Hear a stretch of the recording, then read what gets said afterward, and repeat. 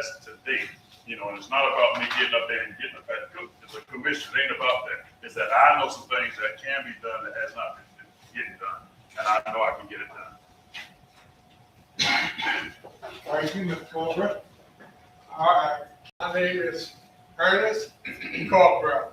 I'm running for North Ward City, and I think I'm the best candidate for. I have done a lot of the same things Mr. Cook has, but I was a little ahead of Mr. Cook in doing these things. I went numerous times that night. I put families in homes, put families in hotels when they didn't. But I am a visionary person. I believe in looking toward the future. I believe in helping that person to help themselves. And we can do this job with ease because we watch around us and everybody seems to be prospering, but our nationality, because we don't know how. We've been blindly led. And no one has taught us how that we should get this job done. We just say we need to get it done, and we look at each other, no one gets it done.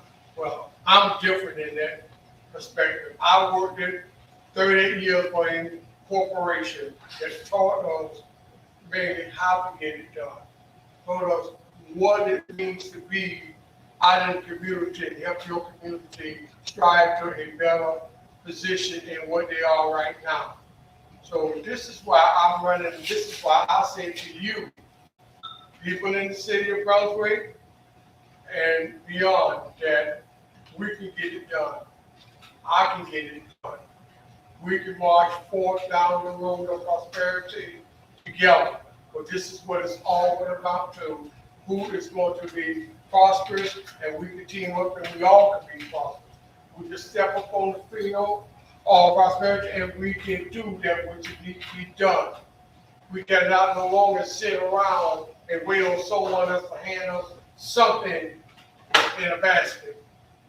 Now we can own the basket. So let's take advantage of that. Give me the opportunity, elect me for your commissioner, and I can show you what that can be done. Thank you.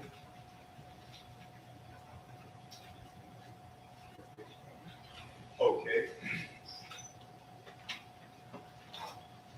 Our next question to the candidates. Recreation and the role of recreation in the city is a hot button issue for many voters. A twofold question we're going to present to you. Please share what is your vision of the role of recreation in the city, and how would you fund that vision? Okay, recreation to me is a major thing that we should do in the city. And funding it is going to be difficult, giving away so much. And then we have so little now to work with in funding and recreation. I think that by creativity of new jobs, and that we can't fund the recreation department, we must have creativity of more jobs. In the current way that we are, we're not going to be able to fund it. It's just almost impossible. But by creating new jobs, higher paying jobs, I mean, the mom and pops are great, but I believe in industry. I believe in that we must bring new environmental safe industry, a friendly industry into this community.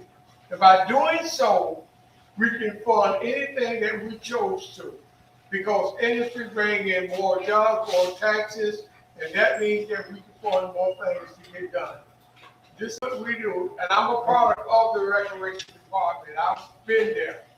And it's a major problem as we go through our system.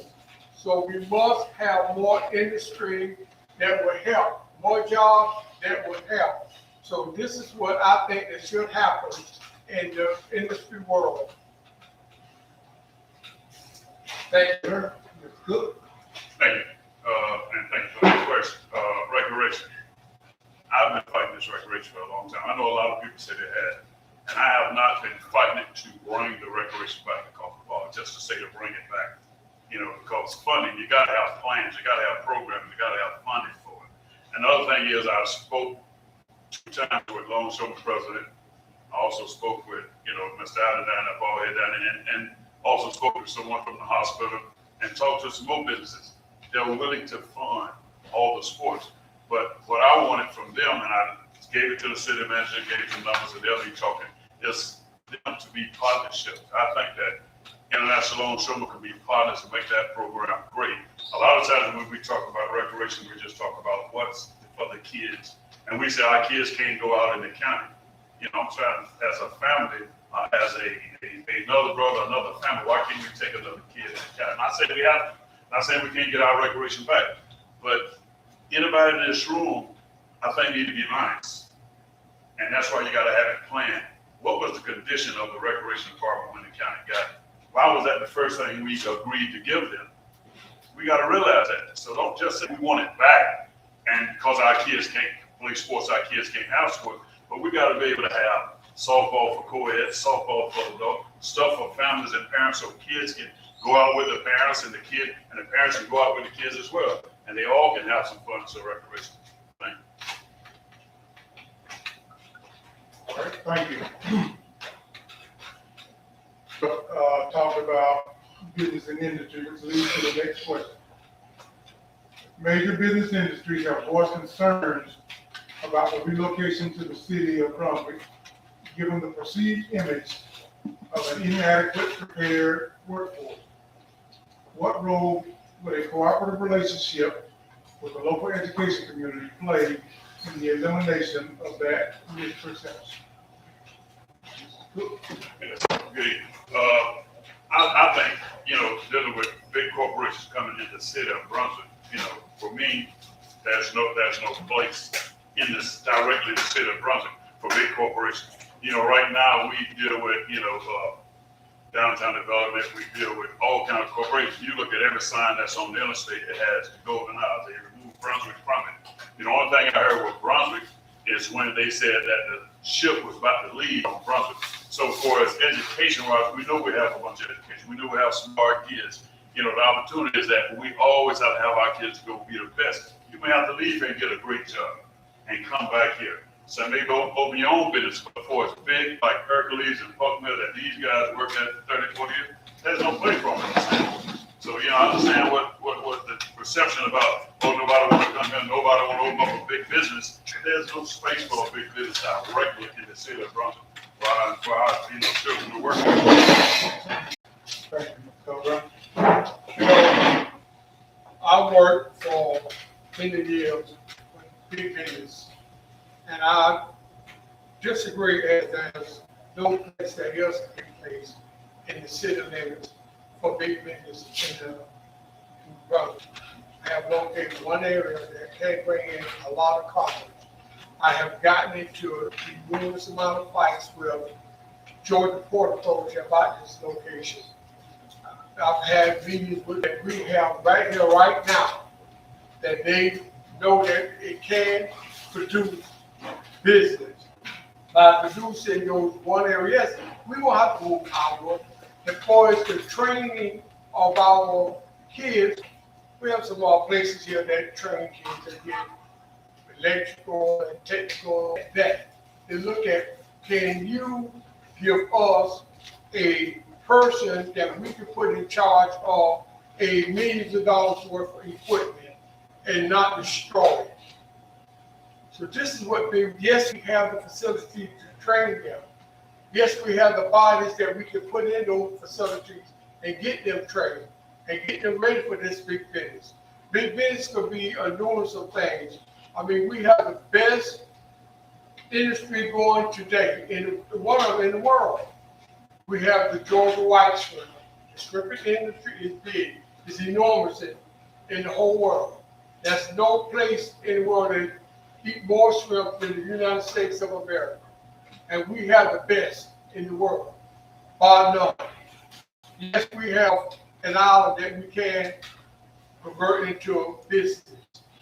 We don't need no more hospitality because they're like 8 months job.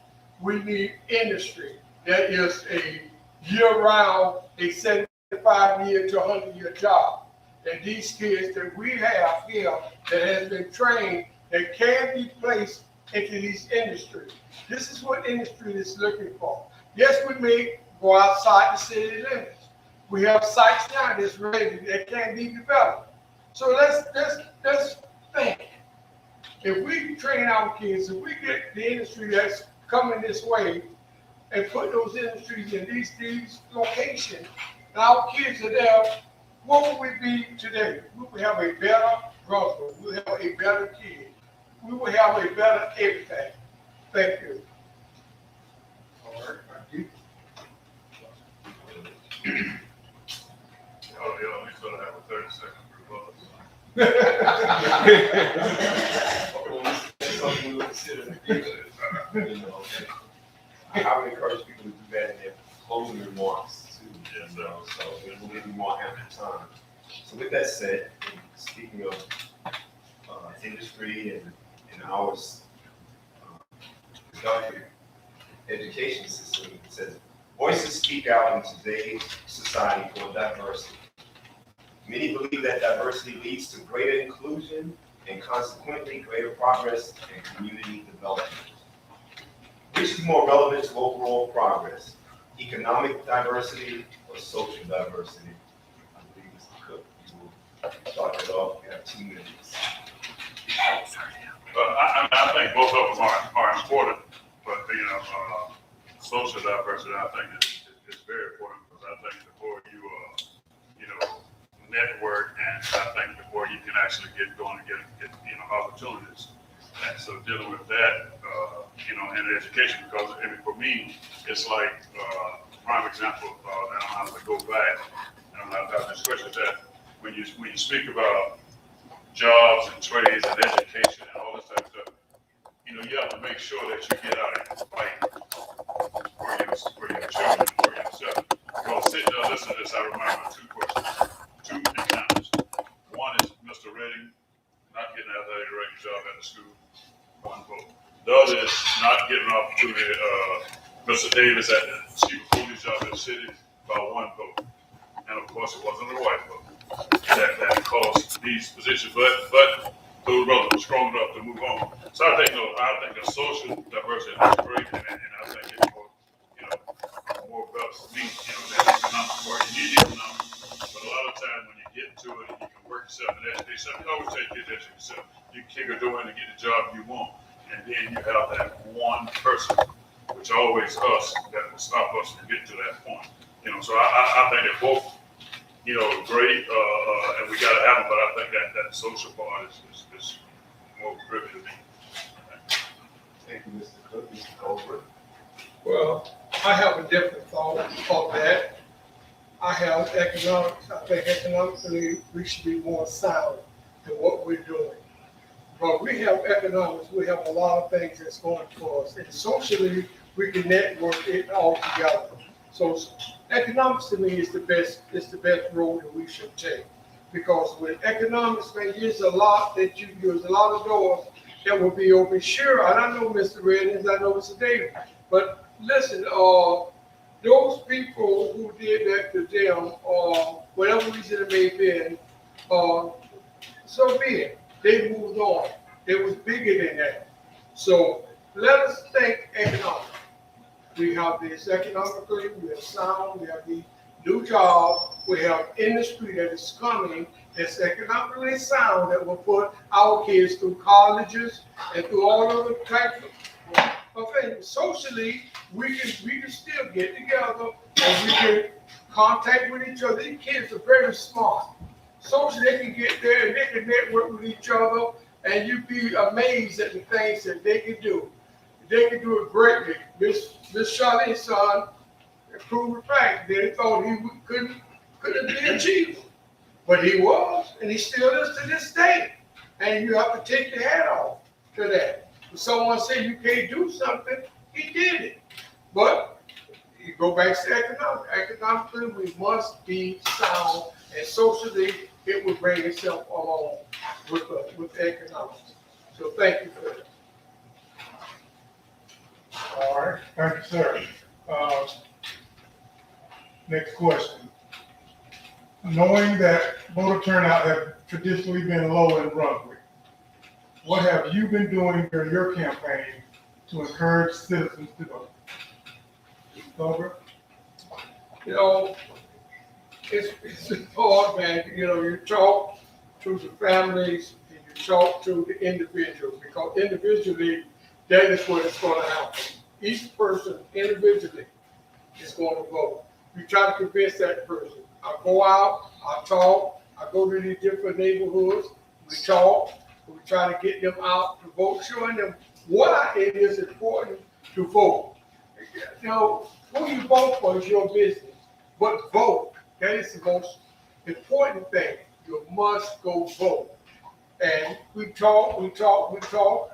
I run here different places, here and there, talking to each and every one of them, trying to get them to understand the importance about voting and why you voted and who you voted for. So I try to convince them, say, hey, vote for me.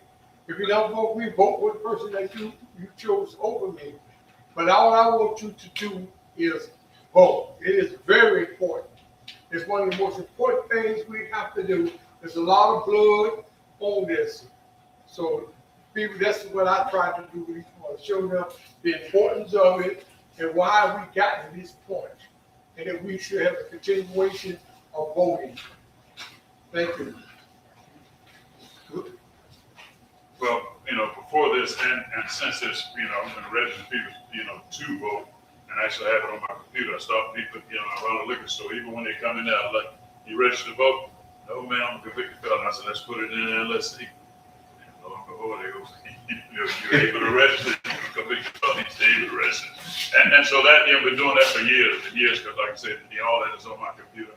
But during this time, you know, I've been having to take some days off, because just going, seems like everywhere you go, knock on the door, it's great that every voter got a conversation for you. You know, and some of them is easier than others, going through Magnolia Park at different areas. You know, you just walk up when you go on Riverside, and when you go by the house on them long driveway, then everybody got the tails wait up here to go through. You know, but like I say, where I work and me and Commissioner Brooks were riding around just talking to people about voting. People tend to think I just vote president, I just vote for the governor. I say, hey, hold it. You need to learn to vote right here locally. It's very important to you right here in your community. So it's really important.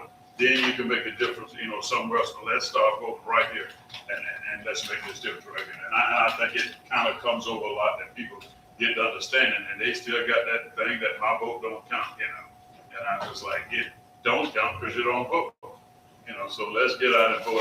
I think it takes more than just the candidates. It takes everybody, you know, to get people out to vote, and somebody have to lead. You know, I've always from this up, when I go vote, I don't ever go vote early. I take my kids, get them out of bed, first grade, kindergarten, take them to vote every time. You know, all of them in college now, or finished college, one in Air Force and one is doing something. They always go vote.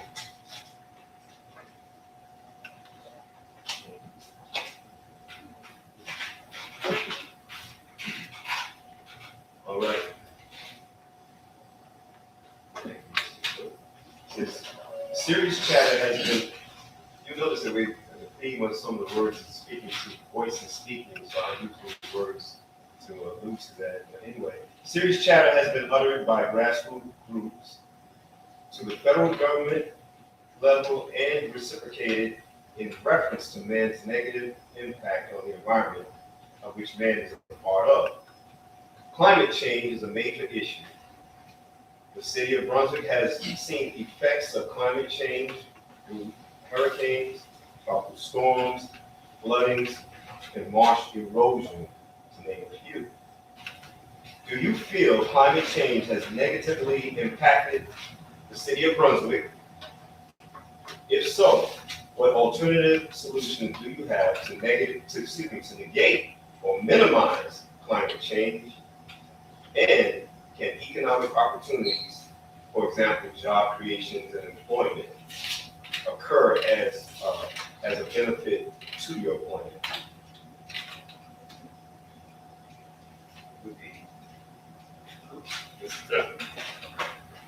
Yeah, I think it, you know, actually impacts the city.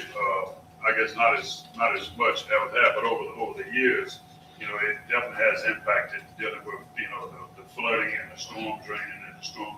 You know, you take Magnolia Park, College Park, Riverside, you know, Southside, a lot of places just constantly flood, you know, from storms and the stuff is backed up. You know, we have sewage that actually backs up. A lot of times people notice that you see the little flakes that flies right in the air. It's actually from the sanitation, you know, department doing day cleaning and then doing storms. But I think that it's not enough jobs to work these programs dealing with, you know, DNR and different police. You know, they don't let you do certain things at the drain point at the marsh with the weed and certain grass right there. They won't even let you move it. So that has a lot to do with stuff backing up, and that has a lot as well back with a lot of the plants, you know, with the electric vehicles. I think would help a lot as well as, you know, when he was talking about these places with all these plants and plants, we got to make sure they're safe, you know, because that affects the environment a lot. You know, a lot of people you see work at them all these years when they get 50, 60, you know, they sick, they real sick, and so you know, I think it impacted, but I think that, you know, dealing with that, you know, I don't actually directly have a plan, but I think that things like that, I would like to get in and sit down with the city manager and push it to the point to the legislators that they will actually see how to fund and what's best for the city. And actually, you know, you work with other counties that's around you to try to get it done, because the city has a serious problem with this storm drain.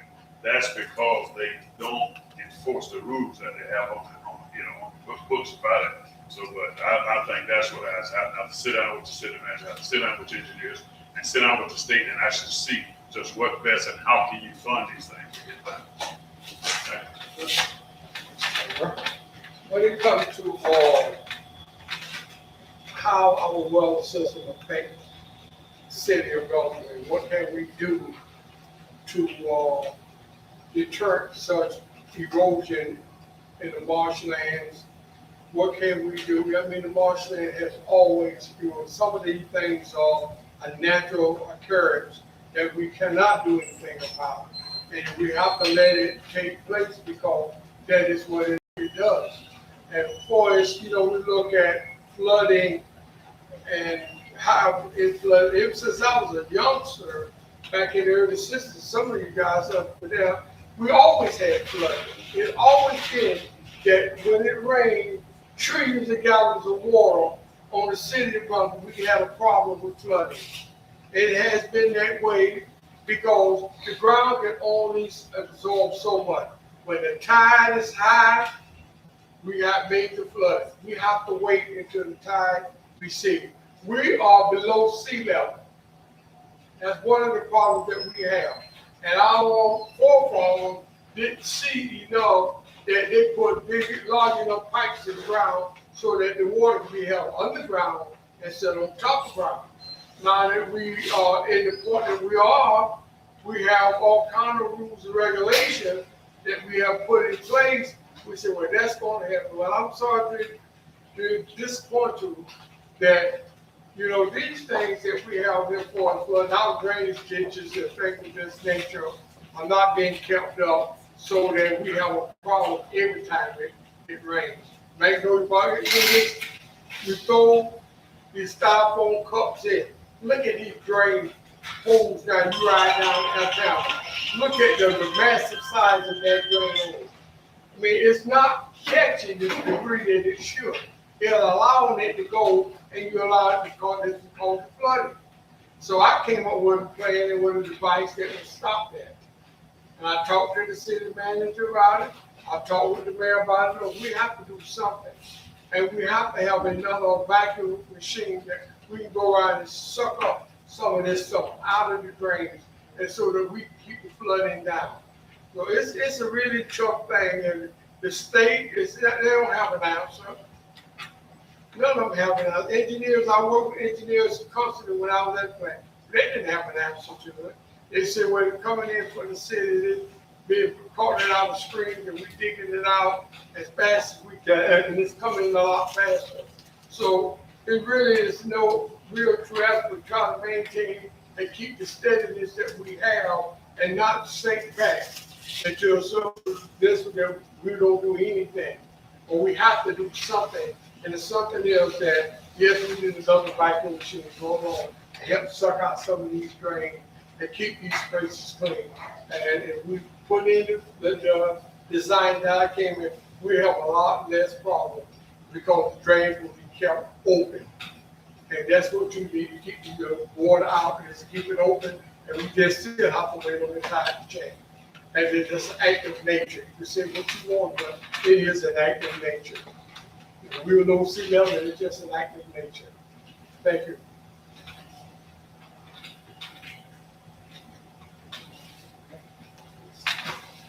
All right, next question. The law enforcement community has been besieged in communities throughout the nation, as well as Brunswick. Voices in the police profession attribute some policing issues at core to insufficient officer numbers. What actions do you think will help to recruit and retain outstanding men and women to the police profession in Brunswick? Okay. You know, I've talked with city manager about a month or so ago about the same problem. What are we doing to recruit? How are we helping our officers stay here instead of training them and they go elsewhere? What is that different to make us different from Camden County, make us different from Bradley County, what make us different from McIntosh County, or Wayne County? What is that we have? We have nothing. That's what you mean, we have nothing. What do you plan on doing to keep your officer here? You going to continue to train them, let them run to the county for $2 an hour more raise? Or what can you do? Well, they have nothing. So I introduced a plan. Look, let's offer them better housing. Let's do that. Let's take the police department and we can take the nurses, where they all made pretty good, except for the police, to me, are underpaid. And all way we're going to get their pay up, it's going to take better industry. More industry raises the pay. But we need to take and look at the housing situation that they are in, substandard housing.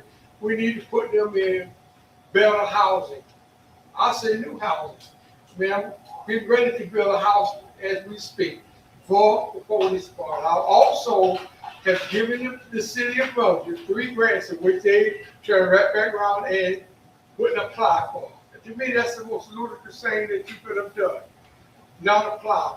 And that would help the police department keep the personnel that they had right there. So they didn't do it. So they missed out on a grant opportunity. And now we're looking around, so what you going to do? They're going to do absolutely nothing as it stands as today. I say, let's take and give them better housing, let's try to up their pay level so that we can match the county, match the area pay. And we can do these things and help them. It's better that we help the police because they're going to help us. Man. All y'all, none of y'all have faced, I don't know all of y'all, but faced with somebody crook, somebody coming over and got you pinned up or trying to rob you. It's glad to see the police show up. So they have to be committed for what the job that they're doing for the payment they're receiving. So we need to do a better job of keeping them here, showing them a little love by giving them better housing. Thank you.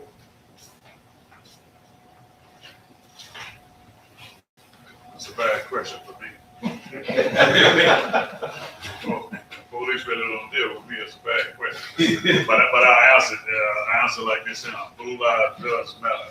It is a human being that goes out and do a job, so their lives matter just like black lives and other lives matter. But this is the point. I always hear, and I discuss with people, always hear about money. It got so bad instead of the police was going getting open records of everybody payroll. It was looking to see who was making what. But I think all of them forgot the oath that they took to a point. Sure, you got to be paid for your job, but you took an oath when you got certified. You took an oath first before you even came to Brunswick. But see, it's not about the money. People keep discussing money. Yeah, they deserve to be paid. But in the city of Brunswick, it's not about the money because it's been this way 24 to 30 officers short for 10 to 12 years. This been going on forever. This is nothing new. And a lot of officers, soon they get in, they leave, they see some of the supervisor morale, the morale is bad, and they see the supervisor and they want out. And it's not because of the money. Just not a city police let some officers take cars home because they say, One officer was living in Poston and went to the sheriff's department in Canton. It's just closer to him, a better department, maybe, maybe not. But it's not that you can say, okay, well, now you take cars home. I think, and I'm not against the police, but I think that somebody way down the line, you have to make, them do the job, and sure, pay them good. But when one doing something wrong, the next one has got to stand up and tell them, and I mean, snitch on them if you know what you want to say, but you have to have a good department, and you have to make sure, yeah, you pay them, but you gotta have a good department and make sure it works for the community as well. All right, thank you, Mr. Cook.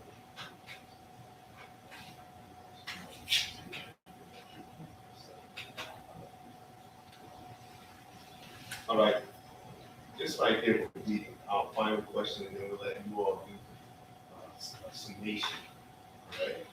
So, throughout the forum with both candidates, you made allusions to dealing with your staff, and including the staff, so as a potential commissioner. So the basic question is this: what role will the city manager play in your vision and the implementation of your prospective policies? So, Mr. Cook. Yes. Let me try to understand that. For me, the city manager is the boss. She is direct CEO. I think the commissioners and the mayor has to have a plan, a vision, and a future growth for the city, and you pass that on to the city manager. And that's what the city manager works on. You gotta have a city manager, you gotta have a strong city manager, that the city manager can leave and go bring some fruits back to the city, and she has someone that's protecting the city while she's gone. But, for me, no micromanagement, no none of that. That's what's happens to every city manager. I think you have a great city manager now, and I think that everybody instead of going by the charter, and I've heard one commissioner on the stand in the commission meeting say, well, sometimes you have to go get the charter. I'm like, when do you ever go get the charter? That's why we're in the vote. But the city manager is the CEO. She operates everything. And you put that vision out, go to the mayor, talking about my job and all this stuff. It's a field process. You don't even discuss that with them. You tell them, go to the front, use the process, chain of command. Don't come to me.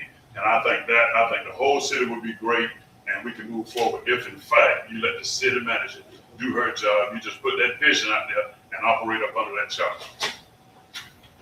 Okay, Mr. Cook, Mr. Culver. I've worked with Hercules Panova. Yes, we have a manager. And yes, that manager's job was to make sure that everything went right, all the policies were obeyed. And so it would be with the city manager that we have now. That she can make sure that all the policies are obeyed, and that an employee should not come to the commissioner. They should go through the chain of command and step. I mean, he was correct in saying that yes, there's a way that you can get it done. But then the city manager must be wise enough to understand that what is that employee's problem? Why is it that employee's complaining? But it has to be something that's out there that's causing that employee to complain. So the city manager will need to go out and find out what is the problem. Go through her or whatever she has there in place to go through to find out what is the problem and fix it. She only comes to the commissioners when the problem has gotten and she can't do anything with the policy that is in place for not handling the problem that we have out there. So we have to change the policy sometime to get the problem fixed. So that's what needs to happen. City manager is just like a big giant light, red light. She handles all the problems. She can stop and go. She do all of these problems. She has a system that does that. Should anyway, but should be doing the same thing that she does. When she's not there or she's not in place, even when she's in place, she should have a system that should work really together and make sure that the city of Brunswick function in the way that it should, according to what the commissioners and the mayor has put out. And she should take whatever they put out and retroactively put it out in the city among the employees as what they want done. This is what she should do, and this is what both of them should do. And so how it should work. This has always worked with managers. They are the fall person. When they go bad, you don't go look at the employees, you go directly to her. She's the one that's in charge, and she's the person that we should have that. Okay, thank you. Thank you, Mr. Colbert. At this time, as I've stated before, the two candidates will have this opportunity to give a summary of their platform, their positions. It's your free time, but you have 2 minutes, okay? And you can please, timekeeper, just state time so they can know, all right? Thank you. All right. Mr. Colbert, you be up. Okay, my position, my thoughts are, as simple as this. A visionary, person that looks toward the future, person that looks not for what's going now, take it now, and look toward the future. We must look for it. This is very simple. The future is what we must look into. We must do this because looking at now and just walking along and crying about few things that someone has done to me. No, we must be bigger than that, and we must look at the future for its economics, job. We can do this. We have the means. It is out there. We must look at world trends. We must follow the world trends, and we must adjust accordingly. We just say, "Oh, wow, that's what they're doing, and we're gonna do this." No, it doesn't work like that. You must follow world trends in order to be successful and for any city to be successful. And we must do these things, and we must do these things accordingly, and we must do it correctly, and we must boldly go into that future, knowing that our vision is to have a better brother today for tomorrow. We must look out for our kids and make sure that they are very educated in what is going on today and what is going on in the world today. Because listen, they're facing a world that's really cruel out there. And it's really things that they should know that they don't know. And it should be job opportunities that they will get that they don't get. But we must let them understand that creativity of jobs is better than looking for a job. When you create a job, you're doing a lot better than what you're doing when you're having to work a job. So it is important that we get this message across. The creativity of jobs, and you must do it. Thank you, Mr. Colbert.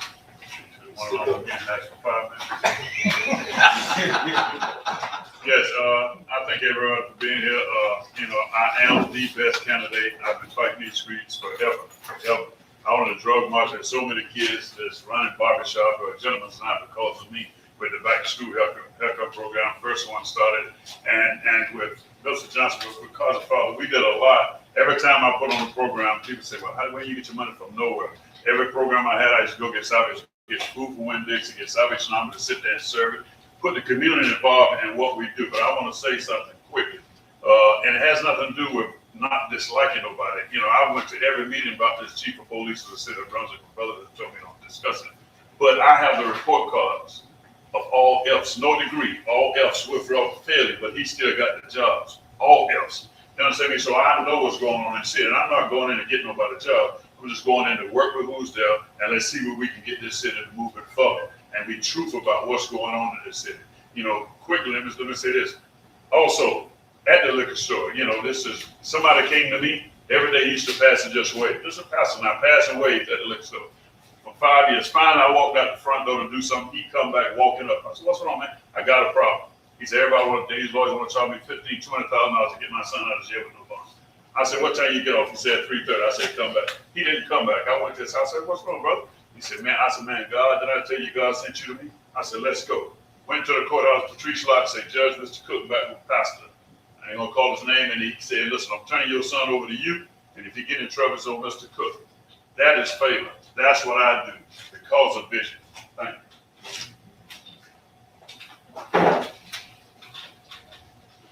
We'd like to thank the candidates for commissioner, and of course, you all, please vote. It's very important.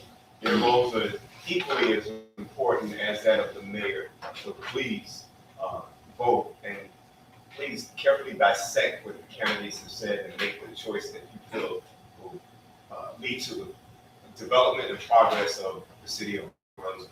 So that concludes the commissioner portion of our forum, and yes. Let's give them all a round of applause. Yes.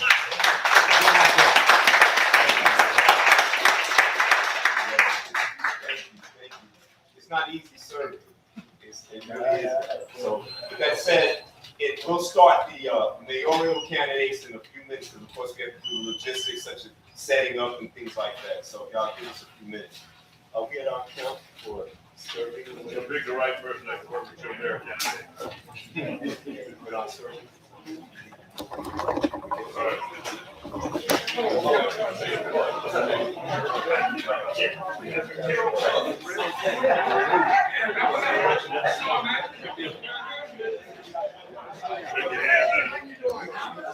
What's up, brother?